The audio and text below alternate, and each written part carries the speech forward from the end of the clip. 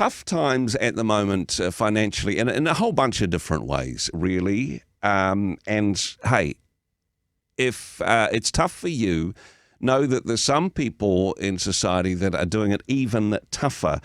And, well, according to statistics on just about every measure in society, Māori are doing worse than the rest of society. This was certainly the findings of the State of the Nation report, looking at costs of living. This was put out by the Social Policy and Parliamentary Unit of the Salvation Army a little bit earlier this year.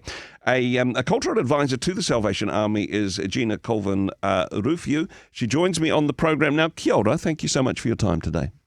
I really appreciate your time, especially because there's a huge conference happening in the Otatahi Christchurch at the moment where you're from, the Just Action Conference. So, I mean, not just talking about the policy, but getting on with some of the solutions as well. So very much appreciate your time today. Looking back to that report, though, and I mean, good on the Salvation Army for doing this. Yes, looking at some key measures of how we're doing as a nation, but in particular comparing Māori and non-Māori, quite distinctive that they've included this as a category in their reporting. Well, indeed, I think it's a question of equity. I think we need to be looking at in what way are social harms affecting one group as opposed to another, because that leads us to consider whether or not there are systemic issues. And, I mean, pretty much the writing on the wall in that regard, as I mentioned, in just about every category. Talk us through some of that statistics in terms of how Māori are doing, particularly in areas of social harm, but not restricted to that. Talk us through some of the findings, Gina. I'm here at the Just Action Conference where our topic is on alcohol and alcohol harm to our community. So I'll just start there.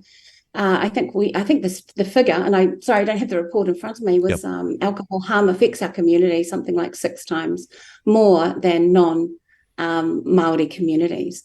And there's a root cause to that. I think we can get we can become quite exercised about perhaps there's a genetic failing amongst Māori or groups that access alcohol or use alcohol harmfully. But I think that at the core of these issues is a history. Now, Māori are a high context culture. In other words, we've been here for a long time. We have many, many, many stories. And not to put it too bluntly, Pākehā are not a high context culture because, settlement has only been since the 1860s and en masse. And so when we look at a solution, we're looking at the long term. So it would be nice to have these issues fixed quickly. But before we begin putting out our kaupapa for remedying this, we also need to know what the history is. Where did this all come from? And you can't take care of the history, you can't take care of the present, you can't take care of the future.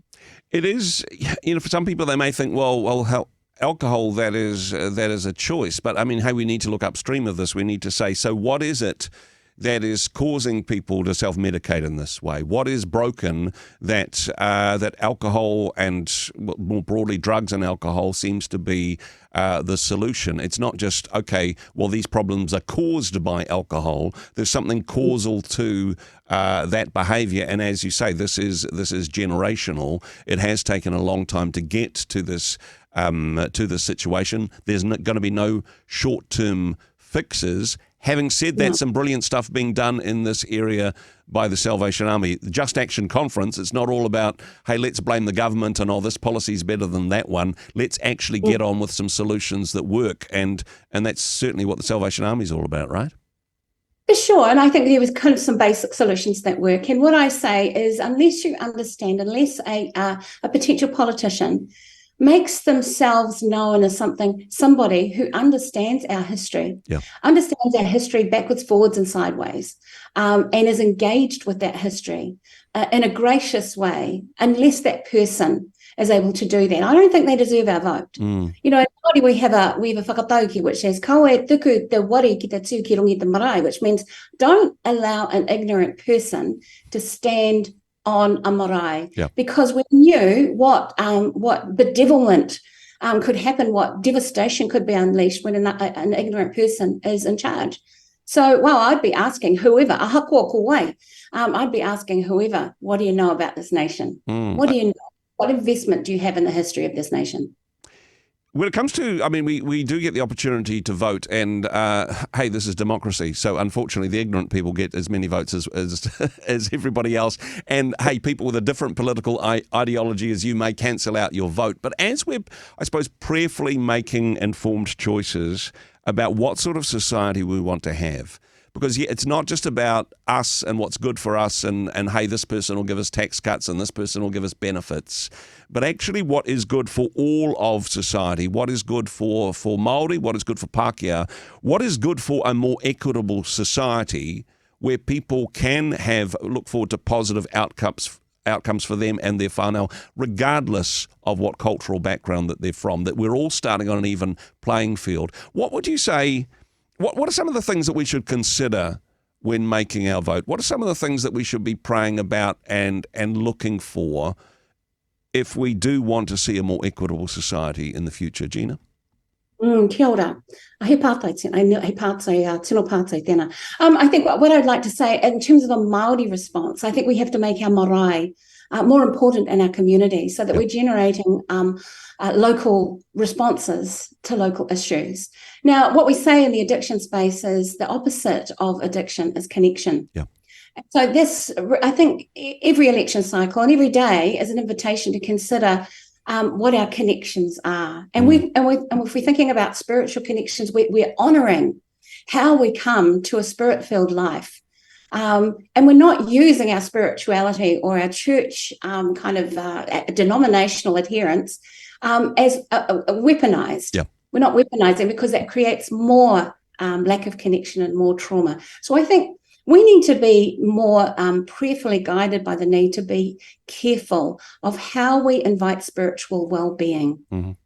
Be careful in our faith spaces that we're not perpetuating regimes of spiritual abuse to people who can least afford it. We need connection. We need connection. I think on a spiritual level, that answers the question for Māori. It answers the question for tātou katoa, for all of us.